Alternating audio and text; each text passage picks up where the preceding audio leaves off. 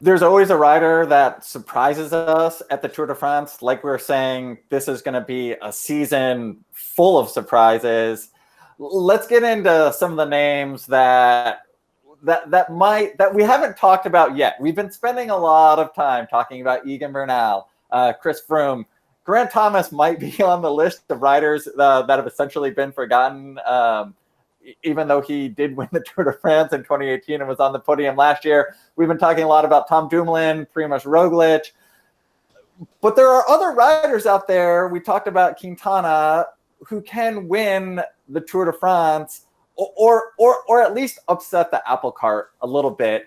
Is there somebody, Michael, that you're looking at or not looking at, but just throw a name out there, a wild fantasy that this rider blows up the 2020 Tour de France? You know what time it is, Ian. We're here. We've made it to my annual 2020 and my annual Tour de France pick. And as always, a couple months out, it's Richie Porte. How could Richie Porte lose the Hear me out.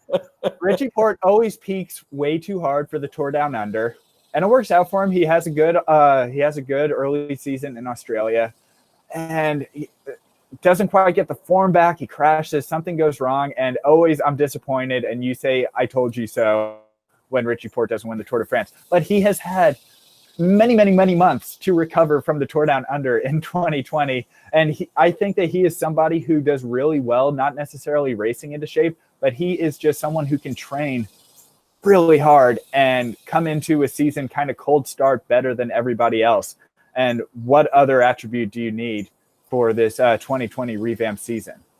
I completely agree that we should be looking at riders that come into a Grand Tour and perform without a lot of racing in their legs. A lot of these Grand Tour riders seem to have that pretty dialed. We've seen that from Grant Thomas. We've seen that from Tom Dumoulin. I would say Richie Porte is certainly a master of that if he can stay on his bicycle, Michael.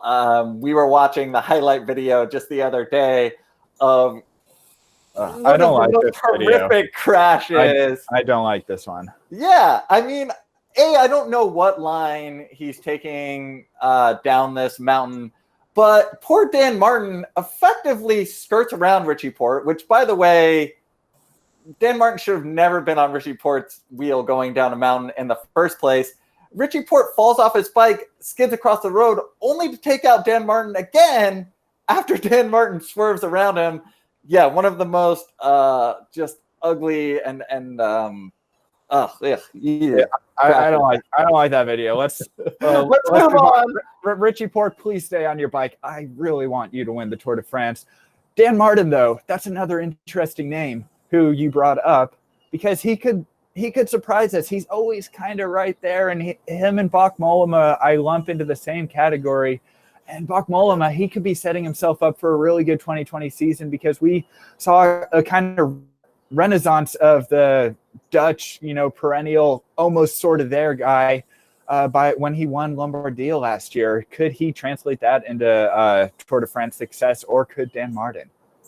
I'm definitely going with Bauke Mollema. I love that pick. I mean, this was a rider who kind of finally had his GC moment. I believe fourth place at the 2019 Giro d'Italia.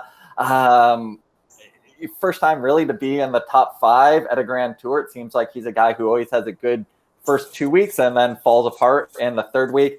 But this Tour route is going to be interesting as well because with only one real time trial of note and a time trial that finishes on top of a mountain, there are going to be a lot of other names in the mix right up until the very end, which, if they've got time in their hands, will ostensibly be able to hold it on the Planche des Belleville time trial. I'm also looking at Tiesj Benoot from Sunweb. This was a big signing for Team Sunweb. They lost Tom Dumoulin. Tiesj Benoot has always he's one of those interesting riders who has always been right on the cusp of being a GC talent. He has had good finishes in the Tour de France before. He can, at times, do the long climbs with the best in the world. it'll be interesting to see if they bring him to the Tour de France as a true GC contender. Yeah, Tiesj Benoot, he is a wild card. He has been so good in races like Strade Bianche, and I think that Sunweb has a lot of faith in him that he could step into a role that Tom Dumoulin left.